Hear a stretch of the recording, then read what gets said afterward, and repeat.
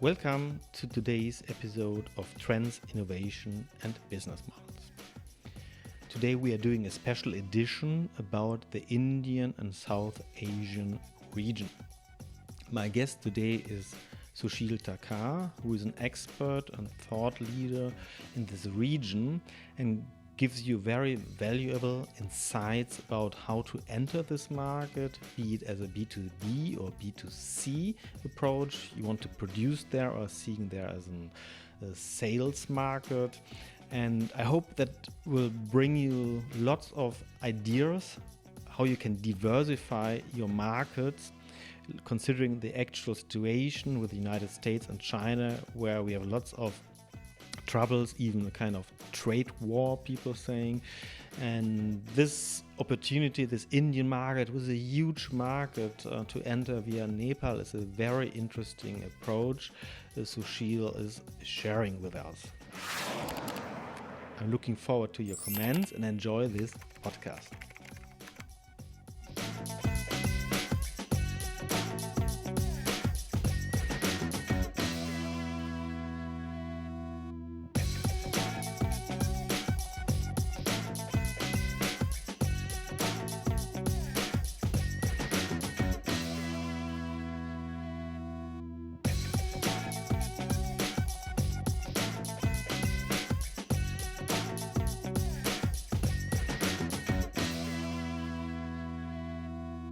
Today I welcome Susheel Thakur, who is a Nepalese by birth, living in Germany, has a very deep knowledge about this region of the South Asian regional cooperation of India, of Nepal, Bangladesh, Sri Lanka, Maldives. There are 8 countries. Afghanistan, I think, joined a couple of years ago.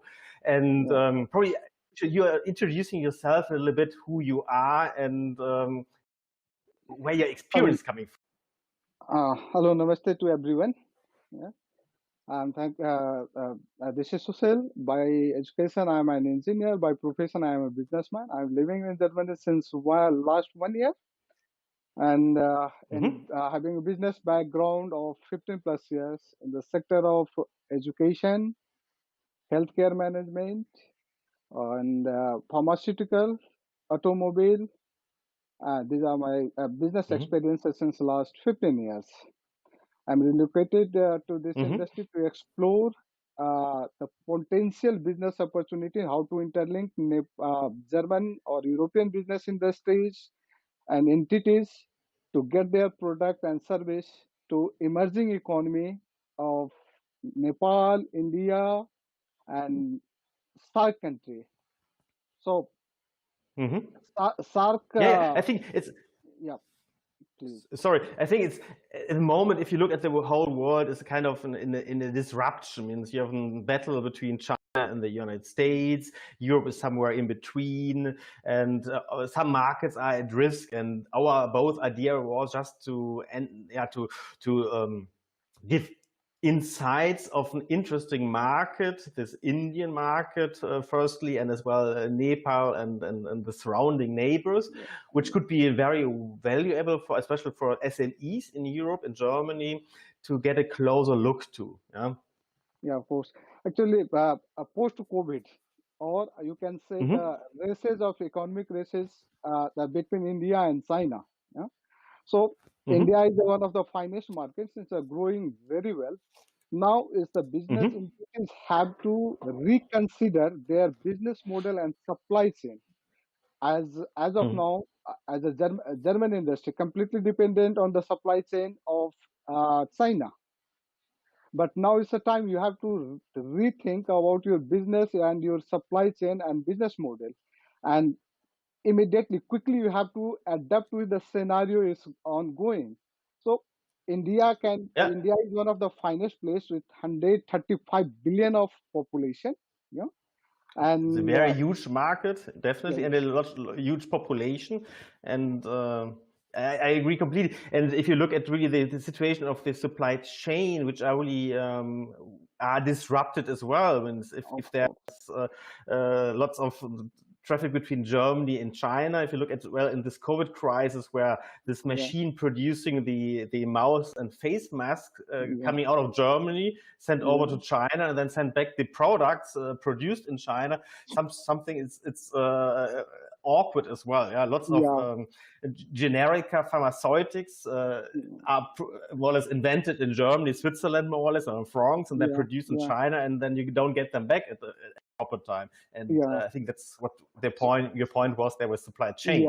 Supply chain. There's the trust deficit, the global trust deficit in the Chinese supply chain. Yeah, it's also encountered during some incident. The product they have supplies to Italy or Switzerland or even in India, some of the product they have supplied is not up to the mark as per the quality they have expected, even during this crisis of COVID. Yeah, so there is a trust deficit also, and definitely the global economy is thinking to establish a new supply chain rather than completely depending on China. So why not this industry focus in India, where your investment policy, FDI policy, less bureaucracy, everything is getting ease of doing business. All these sectors are getting reformed in India itself. Yeah, absolutely. And if you look at this market, this South Asian Association of Regional Cooperation, it's a proper name. I think it was founded in '85.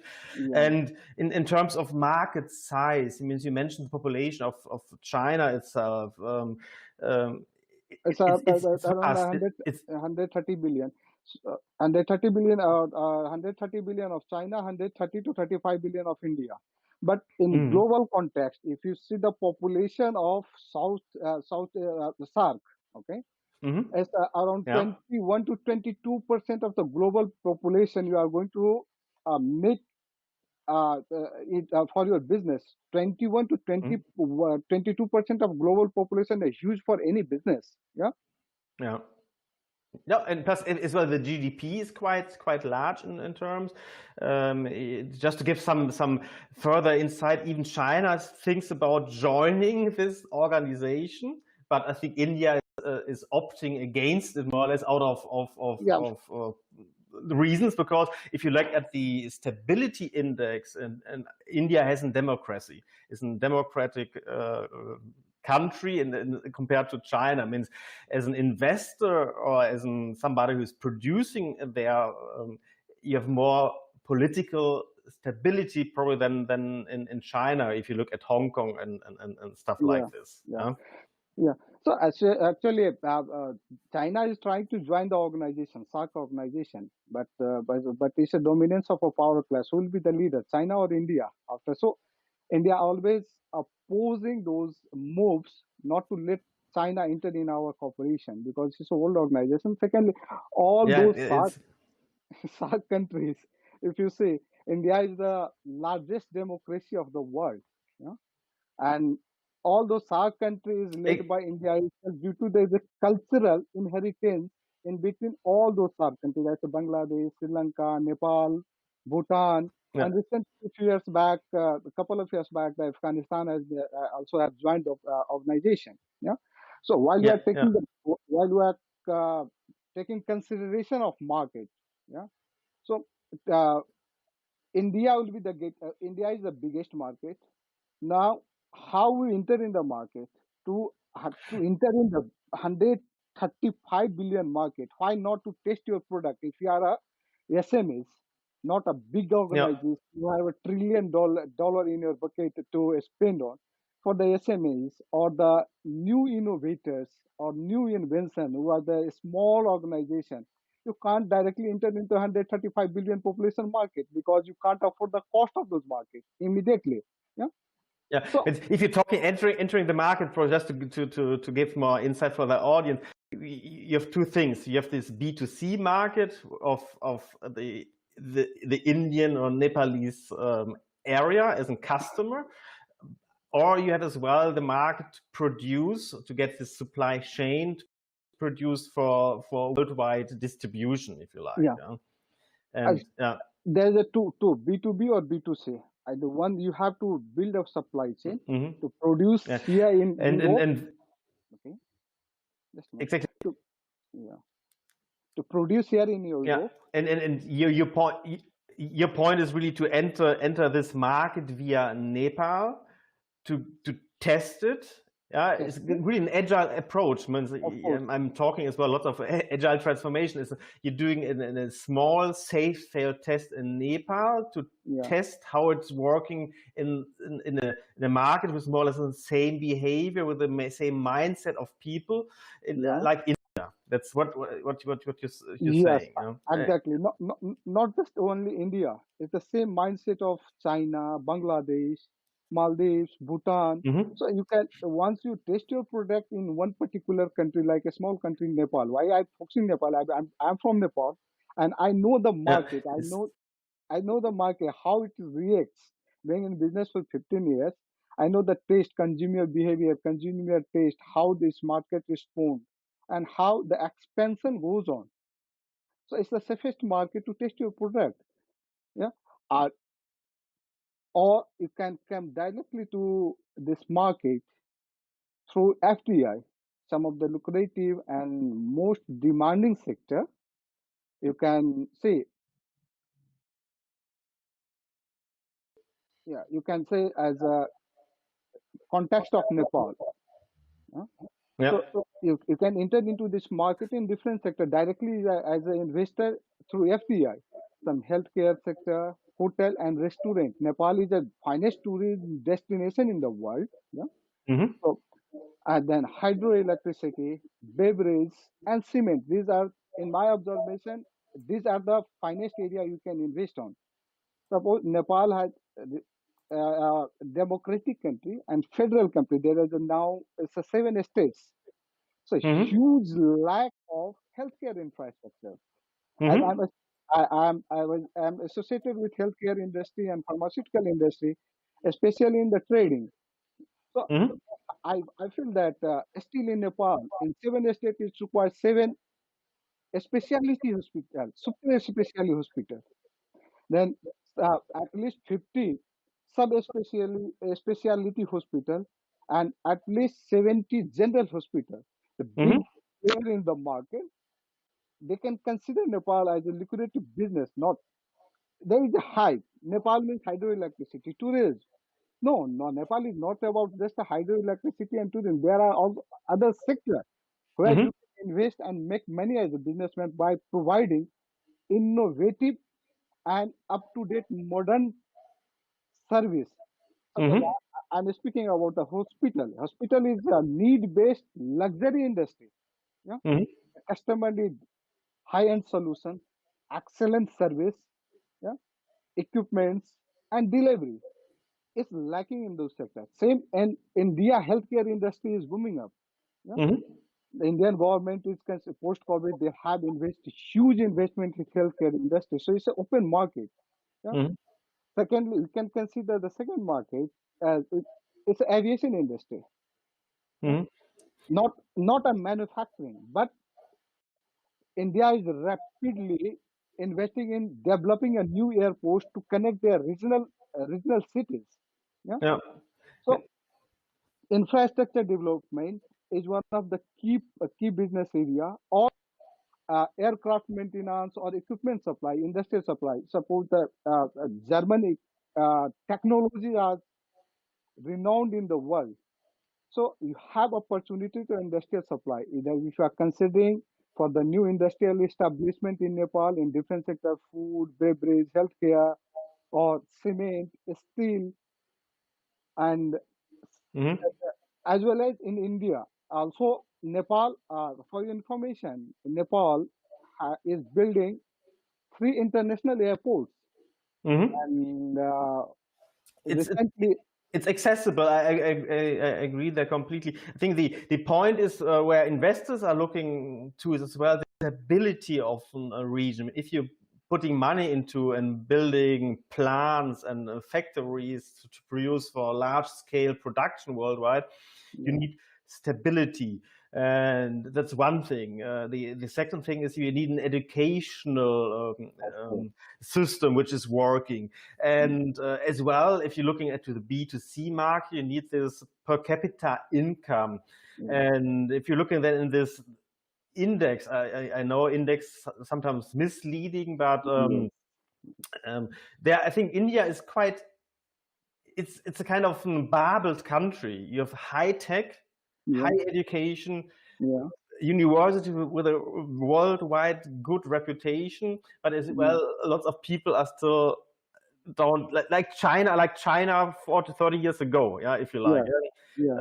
Except India, the education system is much better already, and you have a broader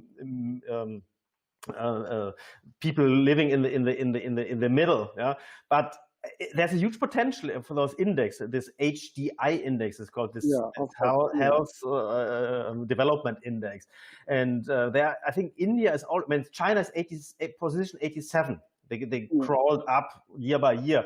India is I think 130. It's not very far away in terms of total figures. I've written that before we did this. Means India has a health index of 0.64 compared to, for example, China has some of 0.7. It's very close. The top notch is Norway, nearly 1, 0.95, and Germany is on position 5. And it's a long way to go, but as an investor, you look for potential. Of course. You don't look for saturated market like Norway and Germany, and India. Therefore, is and this whole region is a chance. Yeah, definitely, I agree with you in regard to human resource development. As India education system is revamping, we always undermine Nepal. Okay, because it's a small country and always branded as a country of unskilled people. Okay, or in Europe, it's mostly Nepalese means Gurkhas. But I'm running my own institution and an engineering institution and management school in Nepal. So Nepal education system is changing every year by year. Right now, you can find the European education in place in Nepal since the last 12 years. Some European universities have entrance through a static entrance because in education sector there is a huge potential. So some universities from UK, Switzerland, Malaysia, Thailand, even my India, some universities are tied up with the local institution to provide their education in Nepal. And for yesterday, I have one meeting with the leading universities system rector here in itself. So you can't believe that. Susheel, That's right, please. And so how would you suggest companies in Europe or smaller companies in Europe interested to go there to Nepal to test? What should they do if you have an idea? Can they contact you directly and you open up to the development agency of this region, or how can they approach this? Yeah, no, all those European manufacturers, small or big, those who are willing to enter in those markets, I'll be happy to form a business strategy, a market strategy, and market penetration of their products and service into Nepal. Because I have already done.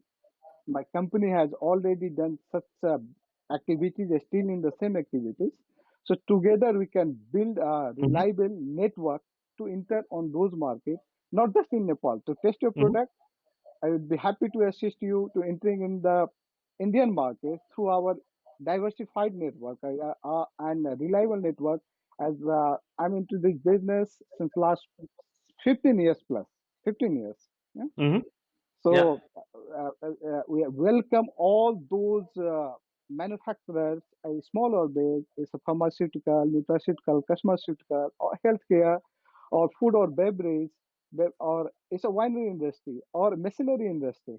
So let's join and explore the market, the potential of those markets. Test your product. I can assure you, you are not going to fail your business. You will have the sustainable growth with exciting opportunity to explore 21% of the global population and one of the emerging business market of India by 135 billion of population. Yeah, I think the pure figures are really fascinating, Susheel. It's a huge market, that's for sure, but it's as well developed in the sense that if you want to produce, you find educated people working, the workforce is there, you have the political stability, at least in India, because Afghanistan is joining as well.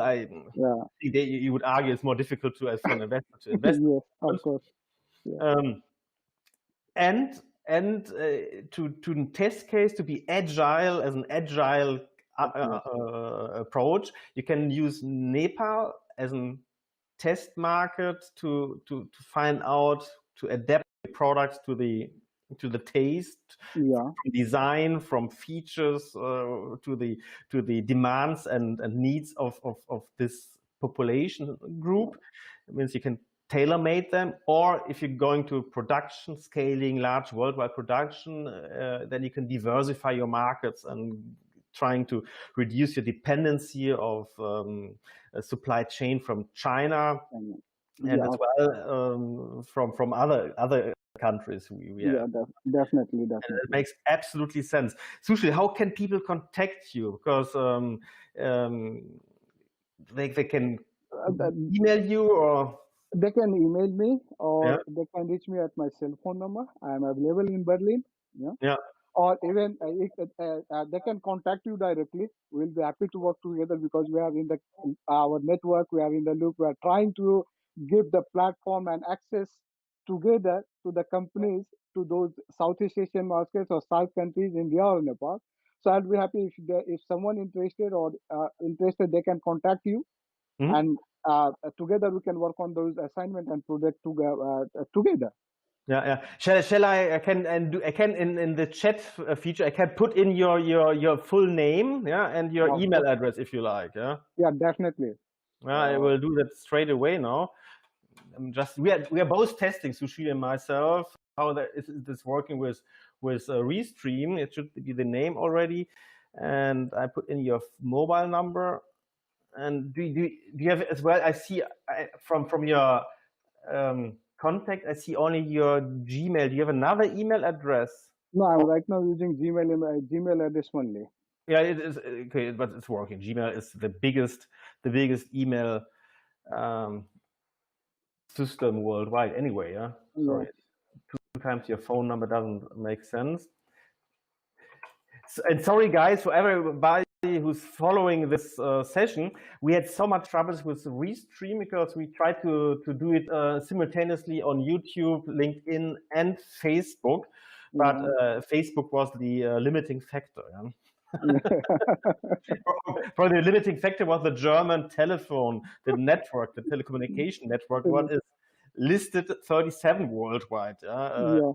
We have to, as a developed country, Germany should feel ashamed about that. No, it's not. It's not the country. It's the service provider who need to think about it. Because she is not providing the good service or better service, you are going to lose your business. I have a very bad experience with one of the leading service provider in Germany. I can't even express. I haven't expected. But one of the worst service I have got, and mental harassment by this company. How they can play a customer like that one? Even I haven't experienced. Least development country, you are ranked in Nepal. Even sometimes I feel my internet service or telephone service is better than Germany. That's true. You have some advantages in Germany, definitely. Susheel, we are more or less over the time already. Means we started 7 minutes late, or 10 minutes over. Means we are even 3 minutes longer than expected. I thank you so much for your insight of this, I think, really fascinating market. And I think we will do another one as well on LinkedIn, but only on LinkedIn, where we put some more slides on it, just to give more background. That was more some kind of a teaser to make appetite for this market, and to give the chance as well for all the LinkedIn community to get into contact directly with Susheel if they have an intention to test this South Asian region over or via Nepal. Thank you. Definitely. Thank you, Mikhail. Thank you for your time, and stay happy, stay healthy, stay safe. Thank you very much. Thank you. Have a nice day.